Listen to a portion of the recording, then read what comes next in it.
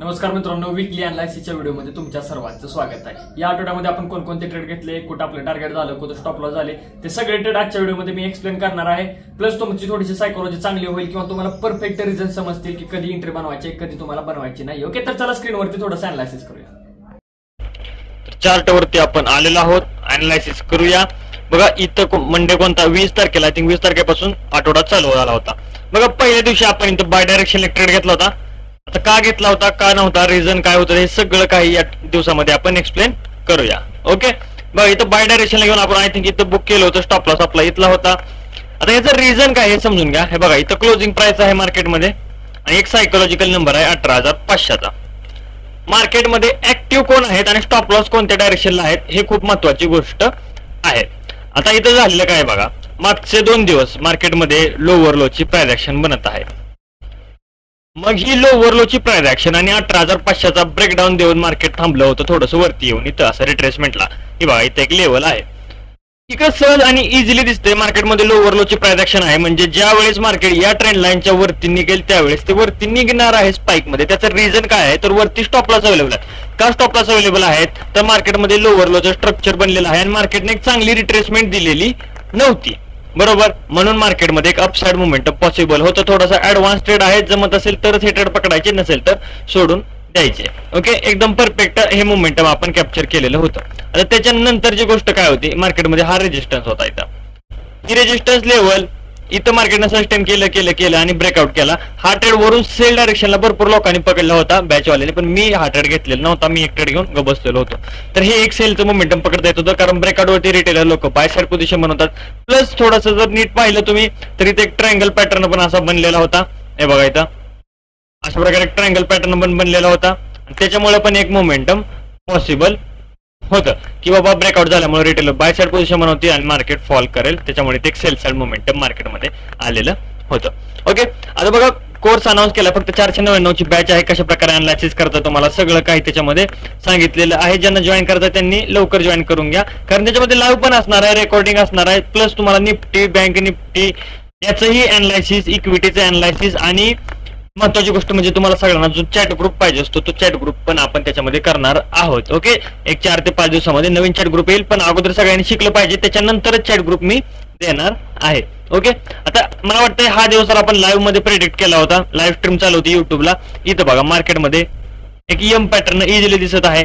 ही M पॅटर्नची neckline आहे। मला सांगा नेकलाईनच्या जवळ गेल्यावर रिटेलर लोक कोणती पोझिशन बनवतील, सेल साइड पोझिशन बनवतील। म्हणजे ती लोक इथं सेल साइड पोझिशन बनवतील तर मार्केट हळूहळू मोमेंटम अपसाइडच करणार आहे। ओके, मला वाटतं हा ट्रेड आपण इथं घेतला होता बघा, इथं या डायरेक्शनला आपण इथं ट्रेड घेतला। इथपर्यंत क्लोजिंग प्राइस पर्यंत आपलं टार्गेट होतं आणि इथल्या स्विंगचा आपला स्टॉप लॉस होता। ओके, अशा प्रकारे हा पण आपण ट्रेड इझिली कॅप्चर केला होता। त्याच्यानंतर बघा मार्केटमध्ये संध्याकाळी हा एक ट्रेड सेल डायरेक्शनला कॅप्चर करता येत होता।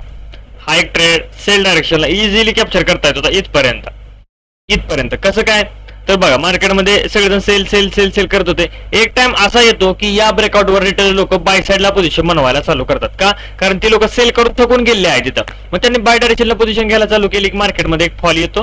हा एक फॉल तुम्ही कॅप्चर करू शकत होता। मला वाटतं हा सगळ्यात इझिएस्ट डे होता बघा, 22 मेचा वेनसडेचा दिवस सगळ्यात इझिएस्ट होता। का, हे बघा मार्केटमध्ये इथं अशा प्रकारे एक ट्रायंगल पॅटर्न आहे, बरोबर। आणि ट्रायंगल पॅटर्नचा हे बघा डाऊन साइड ब्रेकडाऊन केलेला आहे मार्केटने। डाऊन साइड ब्रेकडाऊन केला, रिटेलर सेल साइड पोझिशन बनवतात, आपण इथं बाय डायरेक्शनला पोझिशन बनवत होतो। मी पण एवढा कॉन्फिडंट नव्हतो या ट्रेडवरती, त्याच्यामुळं आणि मी होते बाहेर होतो या दिवशी। हा हे बघा हे एक मोमेंटम मार्केटमध्ये इझिली कॅप्चर कर, मी असं ओढून दाखवत नाही इथपर्यंत आहे बघा, इथपर्यंत घ्यायचं असतं टार्गेट। 1:2 सांगत नाही मी तुम्हाला, या इथल्या हाय पर्यंत टार्गेट घ्यायचं असतं। आपण इथं ट्रेड बुक केला असता जर इथं बाय डायरेक्शनला पोझिशन बनवली असती तर। आता ह्याच्यानंतर आता सगळेजण बघा मार्केटमध्ये इथं क्लोजिंग आहे, क्लोजिंगच्या वर मार्केट सस्टेन झालं आणि वरती ब्रेकआउट दिलेला आहे। आता या हायच्या वरती जर मार्केट सस्टेन झालं तर सगळी लोक इथं बाय डायरेक्शनला पोझिशन बनवतात, कारण डे हायचा ब्रेकआउट झालेला आहे, मार्केट रिटेस्ट झालेला आहे, त्याच्यामुळे इथं एक सेल साइडला आपल्याला एक इझिली पोझिशन भेटत होती। आणि मी आय थिंक हा ट्रेड पकडलेला होता सेल डायरेक्शनला। इथून हे बघा परफेक्ट इथपर्यंत कॅप्चर केलं होतं, कुठपर्यंत इथपर्यंत ट्रेड बुक करून घेतलेला होता. ओके, ही एक सेल डायरेक्शनची पोझिशन समजून घ्या, रिझन समजून घ्या. बघा क्लोजिंगच्या वर मार्केट सस्टेन झालेला आहे आणि वरती डे हायचा ब्रेकआउट दिलेला आहे, त्याच्यामुळे बाय डायरेक्शन सेल डायरेक्शनला पोझिशन बनत होती. ओके, मला वाटतं या दिवशी फेडची न्यूज होती, फेडची की एफओएमसीची न्यूज होती आय थिंक. ओके, आता ह्याच्यानंतर हा दिवस बघा, मार्केट ऑल टाइम हायला आहे, ही क्लोजिंग प्राइस आहे आणि इथं डे हाय आहे. बरोबर, हे बघा मार्केट आलं आणि फिबोनाची मध्ये इथे एक डब्ल्यू पॅटर्न बनला. इथं बऱ्यापैकी ज्यांनी फिबोनाची व्हिडिओ बघितले त्यांनी सेल डायरेक्शनला पोझिशन घेतलेली होती. ही फिबोनाची स्ट्रॅटेजी मी कोर्समध्ये इन्क्लूड केलेली आहे आणि सगळ्यांना अशी पण सांगितलेली होती. त्याच्यानंतर मी या दिवशी बाय डायरेक्शनला इथून ट्रेड पकडला होता. हा ट्रेड बाय डायरेक्शन तुम्हाला सगळ्यांना पण टेलिग्राम ग्रुपवरती हा ट्रेड दिलेला होता.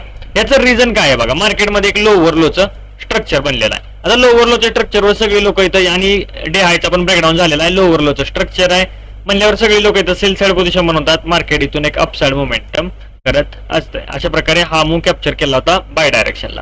आता मी शुक्रवारी काय अवेलेबल नव्हतो, बऱ्यापैकी लोक काही म्हणजे काय पण अनालिसिस करतात. आता ठीक आहे, तरी पण सांगतो. आता काय मला मेसेज काय आले, सर इथं सपोर्ट होता आणि सपोर्टचा ब्रेकआउट झाला आणि सगळे लोक बाय करायला लागली, मी सेल केला आणि मला झाला मार्केटवर गेलं. म्हणजे तुम्ही पाठ करून चाला, म्हणजे तुम्हाला काहीच नाही, तुम्ही मार्केटमध्ये काहीच अनालिसिस करत नाही. मागचा दिवस बघा, अशी लो ओव्हरलोची प्राइस ऍक्शन आहे, हा मेन सपोर्ट आहे बरोबर, आणि इथे क्लोजिंग प्राइस आहे. मार्केट काय झालंय, क्लोजिंग प्राइसला कॉन्सोलिडेशन मारतंय, म्हणजे सगळी लोक सेल साइड पोझिशन बनवत आहेत. सिंपली मार्केट अपसाइड आणि अपसाइडच मोमेंटम करणार म्हणजे करणार. एक तर ट्रेंड डाऊन आहे इकडं. मला सांगा इथे एक स्विंग आहे, हा काय सरळ रेजिस्टन्स आहे मार्केटमध्ये. रेजिस्टन्सचा सेलिंग आल्यावर काय करते, रिटेल लोक सेल साइड पोझिशन बनवतील, मार्केट अपसाइड मोमेंटम करणार. तुम्ही एंट्री कुठं बनवू शकत होता, हे बघा, एकतर या हायर हायच्या प्राइस ऍक्शन वरती बरोबर, या हायर हायच्या प्राइस ऍक्शन वरती इथं तुम्ही सेल डायरेक्शनला पोझिशन बनवू शकत होता. कुठं, मी काय अवेलेबल नव्हतो, इथं तुम्ही सेल डायरेक्शनला पोझिशन बनवू शकत होता.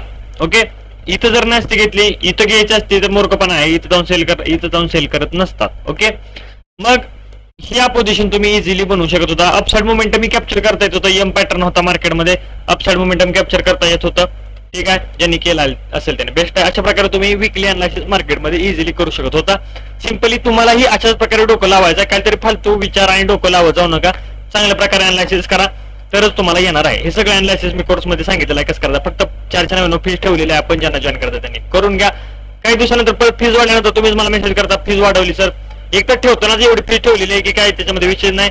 सिंपली बाय करता तुम्हाला वेबसाईटवरती व्हिडिओ भेटतील, त्याच्यानंतर रेकॉर्डेड जे लाईव्ह बॅचचे रेकॉर्डिंग आहे ते टेलिग्राम ग्रुपवरती भेटेल. थोड्या दिवसानंतर त्याचं लाईव्ह चालू होईल आणि चॅट ग्रुप पण तुम्हाला भेटून जाईल. ओके, तर व्हिडिओ आवडला असेल तर कमेंट करा, लाईक करा, व्हिडिओला शेअर करा, काय म्हणणार नाही, करा असेल तर करा. भेटूया आपण नेक्स्ट व्हिडिओमध्ये.